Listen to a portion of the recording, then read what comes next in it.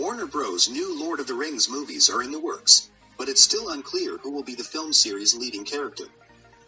So far, all the studio has announced is that the new plot will follow some of the Middle-earth stories that the Peter Jackson trilogy missed, which is a lot.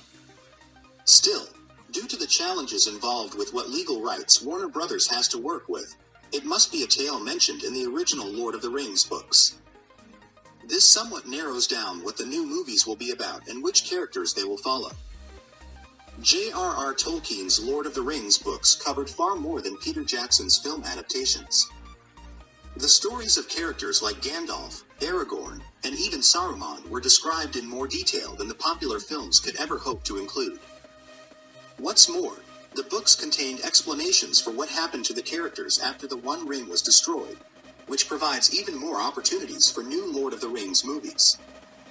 This means that several characters could take the lead as audiences once again head to Middle-earth for some new stories. As one of the oldest beings in Middle-earth, Gandalf's story certainly goes beyond that of the Lord of the Rings. He was born near the beginning of time and originally resided in Valinor as a Maya, a sort of apprentice to the godlike Valar. Though he would have been content living there in harmony for all time, he was reluctantly sent to Middle-earth to help the beings there in their fight against Sauron.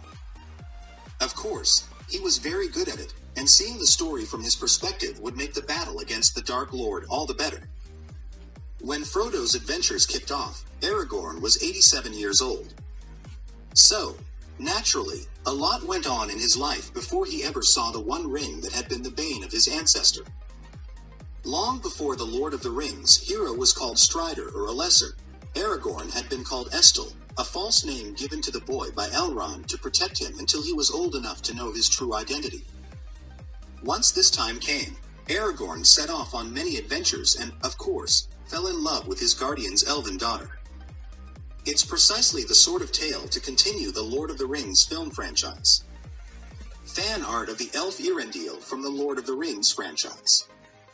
Fan art by Alistraea, though Irendil was never seen in the Lord of the Rings movies and was long gone from Middle-earth by the time of the One Ring's destruction, this half-elf's adventures significantly impacted the overall story.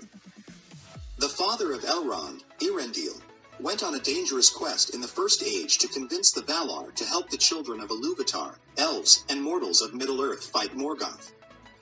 Though this all happened thousands of years before the Lord of the Rings, the character was mentioned several times throughout the books, which should place him within Warner Bros. Rights. Beren and Luthien made up the Lord of the Rings' best love story, but they were unfortunately cut from the movies. Like Irendil, Beren and Luthien had their adventures thousands of years before the events of the Peter Jackson trilogy, but they were mentioned repeatedly in the books. They had been one of the more significant pairings of men and elves since they earned favor with the Valar thanks to their tragic sacrifices.